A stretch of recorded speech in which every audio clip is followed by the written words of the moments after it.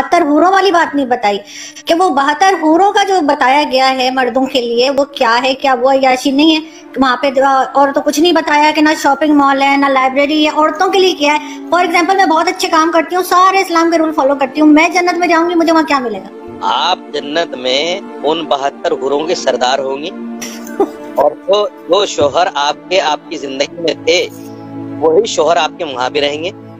اگر آپ کے شوہر بھی اچھے کام کرتے ہوں گے، اگر دونوں آدمی جنت میں جائیں گے تو ظاہر بات ہے آپ ان حوروں کے سردار رہیں گے۔ اور دیکھیے وہ عیاشی نہیں ہے، ایک چیز میں آپ کو بتا دوں، یہ پھر وہی بات آتی ہے جیسے میں نے جواب دیا کہ یہ دنیا کے اندر ان اچھے اعمال کی جزا ہے، ان اچھے اعمال کا سب۔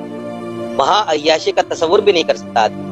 دیکھیے وہاں جو ہے شہوت جیسے دنیا میں آدمی پوری کرتا ہے، وہاں شہوت کا وہ طریقہ نہیں ہوگا، نہ وہاں کوئی ناپاکی ہے، نہ وہاں کوئی اس طرح کی کوئی چیزیں ہیں، نہ وہاں آدمی کا من اس طرف جائے گا۔ وہاں تو جنتی صرف ایک چیز کو سوچے گا کہ اللہ کا دیدار مجھے کب ہوگا، اللہ کا دیدار مجھے کب ہوگا۔ مولانا صاحب مردوں کے لیے 72 حوریں اور عورتوں کے لیے وہی والا شوہر جو یہاں پر ہے، یہ تو بڑی غلط بات ہے۔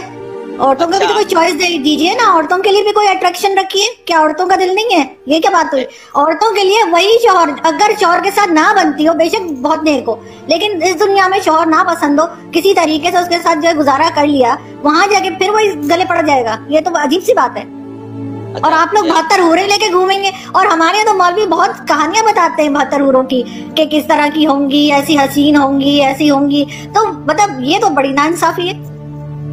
دیکھیے یہ سوال مجھ سے نہیں بنتا، یہ سوال مجھ سے نہیں بنتا، یہ سوال آپ اللہ سے کیجیے جس نے جنت میں مسلمان کے لیے یہ چیزیں رکھی ہیں، یہ سوال اللہ سے بنتا ہے۔ بسم اللہ الرحمن الرحیم۔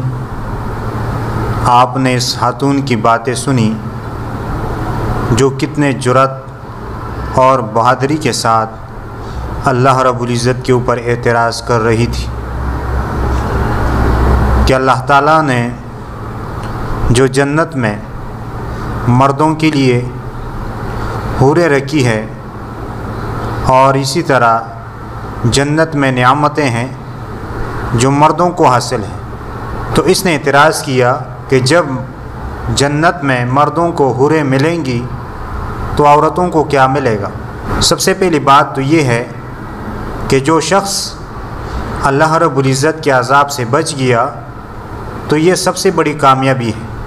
اگر اللہ تعالیٰ ایمان اور نیک اعمال پر یہ نعمت انسان کو دے دیتا صرف کہ وہ اللہ کے عذاب سے بچ جائے گا تو یہ بھی کافی تھا، لیکن اللہ تعالیٰ نے عذاب سے محفوظ رکھنے کے ساتھ ساتھ دیگر نعمتیں بھی انسان کو دی ہے تاکہ وہ ان نعمتوں سے فائدہ حاصل کرے اور وہ جنت میں خوش رہیں۔ اگر اس مولانا صاحب کی جگہ میں ہوتا تو میں اس سے یہ پوچھتا کہ یہ تو اللہ تعالیٰ کا حکم ہے، اور دنیا میں بھی اللہ تعالیٰ کا حکم یہ ہے کہ ایک مرد 4 عورتوں سے بیک وقت نکاح کر سکتا ہے،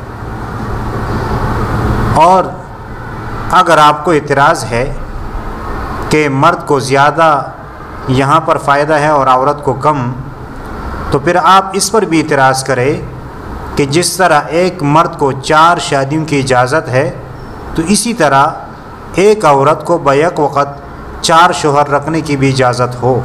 اور میں اس سے پوچھتا کہ آپ بتائیں کہ آپ کا ایک شوہر ہے یا زیادہ ہے؟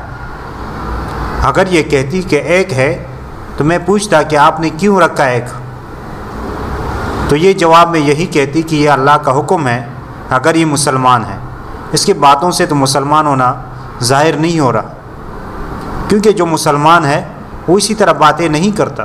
لیکن میں اس سے پوچھتا کہ آپ بتائیں کہ آپ نے کیوں ایک شادی کی ہے اور آپ کا ایک شوہر کیوں ہے؟ تو یہ جواب میں کہتی کہ یہ اسلام کا حکم ہے۔ تو جب یہاں پر آپ نے اسلام کا حکم مانا ہے تو پھر وہاں بھی آپ کو اسلام کا اور اللہ رب العزت کا جو حکم ہے اس کو ماننا پڑے گا۔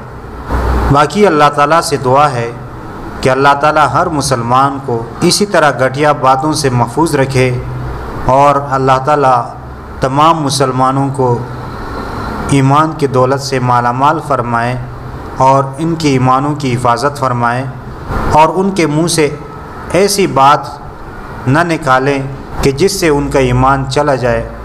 اللہ تعالی ہمارا اور آپ کا حامی اور ناصر ہو۔ وما علینا الا البلاغ المبین۔